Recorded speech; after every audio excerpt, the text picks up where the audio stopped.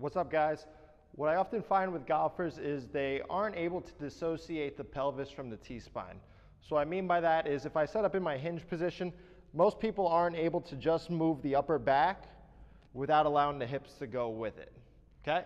So what we're gonna do to work on that is I'm gonna set up in a split stance position.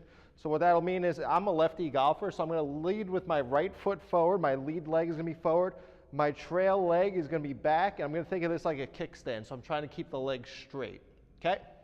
So the reason I'm doing this is now that I'm in this split stance position, it's gonna be a lot harder for me to move the pelvis or not be aware of the pelvis moving. So the split stance is essentially gonna keep my pelvis still in space. From here now, I'm gonna take my hands onto my shoulders, and all I'm gonna work on doing is trying to rotate as if I was going into my backswing, and then coming down into the downswing, and then the follow through. I'm just rotating back and forth.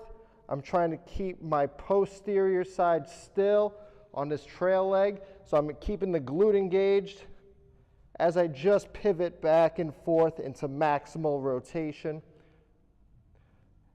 And then from here, as you start to get better at this, what you can do is I'm going to set up in that same position, but now I'm going to go into a single leg stance. So back into my kickstand.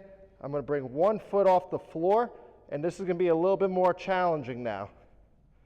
So we're working on single leg stability here. And this is going to be a lot more difficult than that split stance position. And I'm focused on the pelvis staying still as I work through that. Give that split stance position a try. If you feel like that's progressing well and getting easier, you could try that single leg stance. But again, that one's going to be a little bit more difficult, and there's a lot more variables that come into play in regards to balance and stability.